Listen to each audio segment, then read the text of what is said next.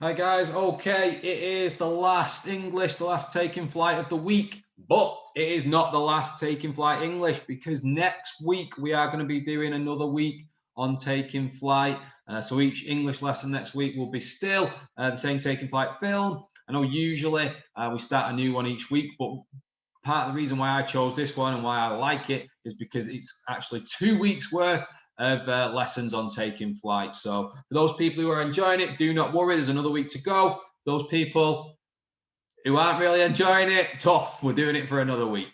So it's going to be the last one for this week today though. And to start off with, obviously, said it on our little morning video, it is going to be our spelling test first of all. Hopefully you've been learning them all week.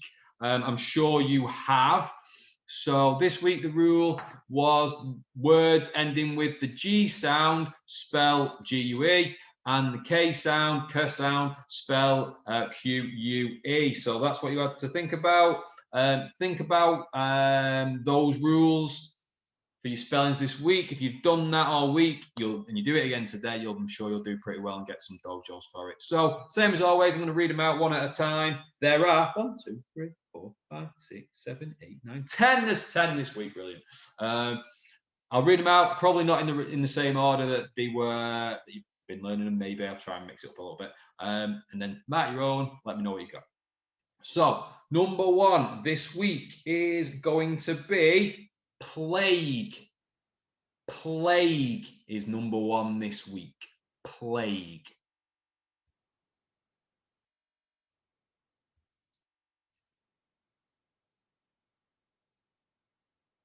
Number 2 is going to be antique. Antique. Number 2 is antique.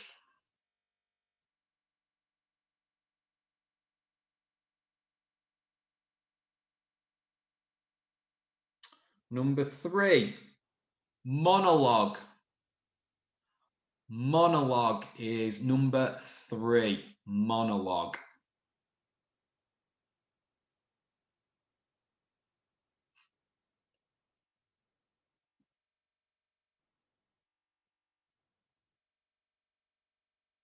Number 4 is tongue. Tongue is number 4. Tongue.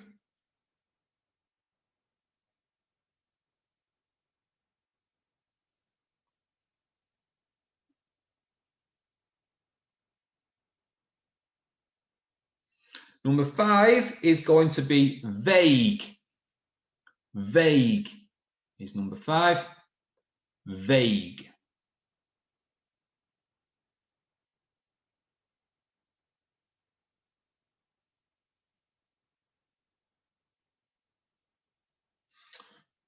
Number 6 is league. League. Number 6, league.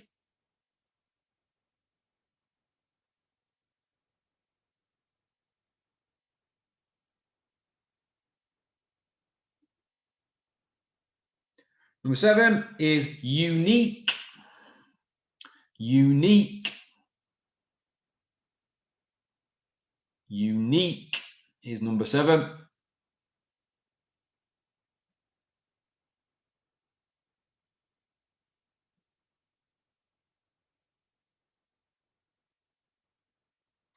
Next one is going to be catalogue. Catalogue. That's number 8. Catalogue.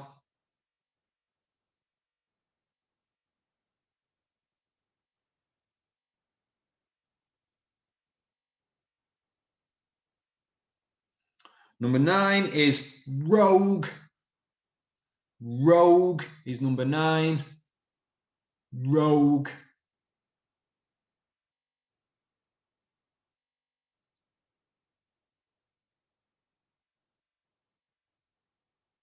And the last one, 10, is dialogue.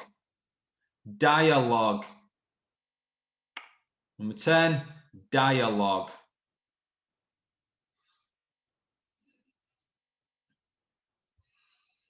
All right, so that's the spellings for this week. Hopefully you did pretty well with those. Get them marked, send them to me if you want to. I'll give you some dojos if you've done pretty well, hopefully.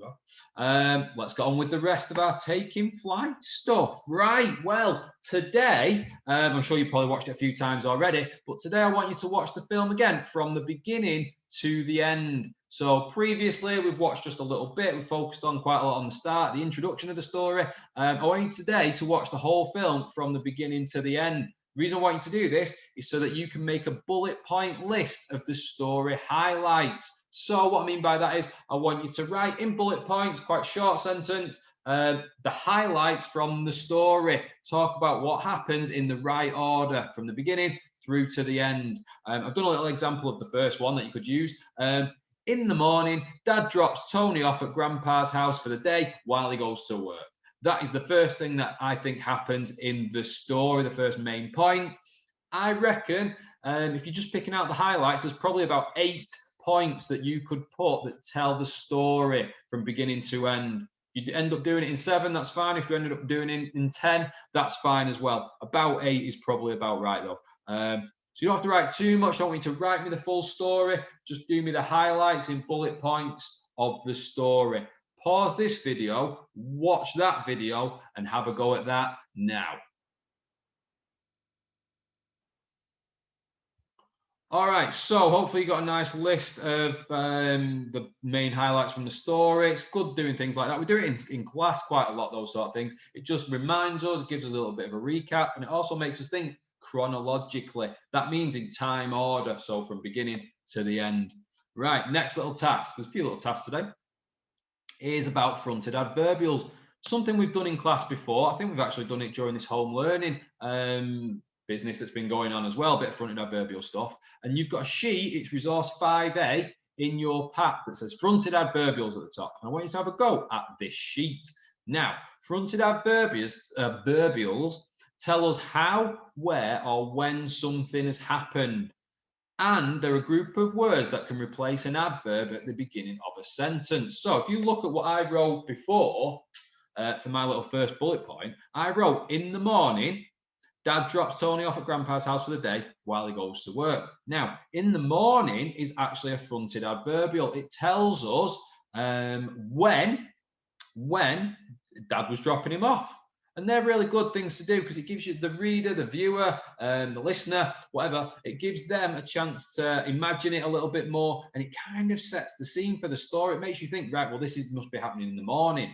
That means he's going to be with Grandpa all day. That means his dad's going to be at work all day, but it's happening in the morning. It lets us know when things are happening.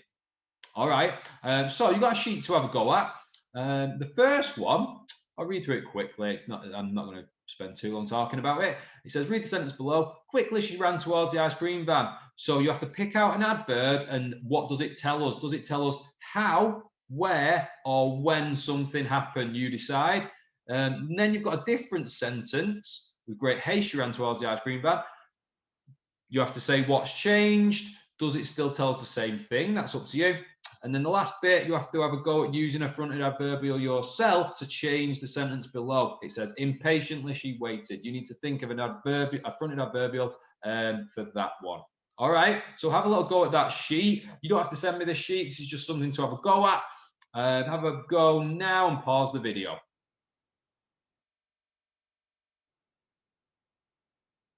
Okay, so hopefully you've had a go at that fronted adverbial sheet. I'm not going to spend too long on it, like I say, but the adverb was quickly. It tells us how she ran towards the ice cream van. For this bit, they've changed it, so it's not quickly anymore. It's now with great haste. So it's changed from an adverb to a fronted adverbial. And yeah, it does still tell us the same thing. It's telling us how she ran to the ice cream van. And then the last bit, hopefully you had a go at that one as well. Something instead of impatiently. All right, well done if you had a go at that. Next up, I'm going to get right onto the writing task today. A little bit of information though, don't worry too much. Today you'll be writing a diary entry. So your next little job is to think about what are some of the features of a diary entry. Again, we've done this before lots of times probably. So you should know what some of the features, what some of the things are that you need to include in your diary. You don't have to write these down, but pause the video now and have a think what some of the features might be. All right, so thinking about diary entry features, I've written a few down for you. Maybe you got some of these. You have to use the past tense. When you write a diary, it's about something that's happened to you. So it's always going to be in the past tense. You need to make sure you do that. It's about what happened to you. So you write in the first person. That's really important as well. In this one, I'll explain who you're writing about in a second, but it's not going to be you writing about that character. You are going to become that character. All right. And when you do that, you have to think about their point of view, their thoughts and the feelings. That's a good thing about a diary. You can write down all your thoughts, how you feel about certain things and about your day and events that have happened to you. So make sure you put some of those in your diary. Lots of description. That's always a given for any bit of writing that you do. I always like you to describe things really well. Also, because of it being a diary and you're talking about the order of things in your day, you might be using, hopefully you're going to use, some time conjunctions. So that's another reason why we did that bit of a recap and try and put it in order at the start. It's getting you thinking about using some time conjunctions so you can talk about the things that happen to you during your day in the diary. And then last of all, we've looked at it just now, some fronted adverbials. Fronted adverbials can tell us how, where, and when things have happened, and they'll be really good things if you can add them to your diary entry. And make sure you put that comma after the fronted adverbial as well. That's very important. If I go back, you'll notice that I put in the morning, comma, and you need to make sure you put a comma after your fronted adverbials as well. Okay, so today you're going to be doing a bit of a diary entry about, well, you're going to be Tony, the little boy from the film. I've started one off for you here. This is how you can use sort of this idea to start it if you like. This morning, Dad dropped me off at Grandpa Nono's house. I don't usually like it when I get dumped with Grandpa, but today was a bit different. Today, Grandpa and I went on an adventure, and it was awesome. Da, da, da. So you can have that as a start, and then you can carry it on. Okay, you'll notice this morning, comma, fronted adverbial. You'll notice I've used words like dropped, dumped, went. They show that it is the past tense. It is showing that this is about what happened to him that day. And we said that as one of our features, you have to write in the past tense. I also said you have to write in the first person. So you're Tony. So I've used words like I and me, okay? Because you are that character. It's not you saying what Tony did. You are Tony. Another thing was we said that you need to write about your thoughts and feelings. Well, he says, I don't usually like it. So he's telling him that he's not too happy. And also using words like dumped, it makes it sound like he wasn't really happy to go there. But he says he went on an adventure and it was awesome. He's letting us know how he feels about it. He thought it was awesome. Okay. So your writing task today is to write a diary entry for one of the adventures Tony goes on with Grandpa. So you can do the start. You can use some of my start bit that I put, but then I want you to pick one part of his adventure. So it could be when he goes through the jungle, when he's in the aeroplane, or when he's fighting the aliens. I don't want you to write a diary entry for everything because I think that'll be too long and it might get a bit confusing. So I want you to pick just one part of his adventure, either when they're imagining the jungle, when they're imagining flying the airplane, or when they're imagining fighting the aliens. Okay, so that's what you need to do. Just pick one. Remember, you are Tony, so make sure you write in the first person, and also try and include some fronted adverbials with the correct punctuation, that comma after them. Try and include that as well, and obviously the other features of the diary entries that we talked about. You've got a sheet in your pack, it's resource 5B. It starts Dear Diary today. You can use that if you want to. If you don't want to do it on the sheet and you want to do it in a book, that's obviously fine too. I don't mind. So there you go. You're writing a diary entry today. You are Tony about one of his adventures with Grandpa. Good luck with that. I'm sure you'll be fine. I'm looking forward to having a look at them. And yeah, that's about it. That's it for the English this week. As I say, it's going to be taking flight again next week. I will see you there.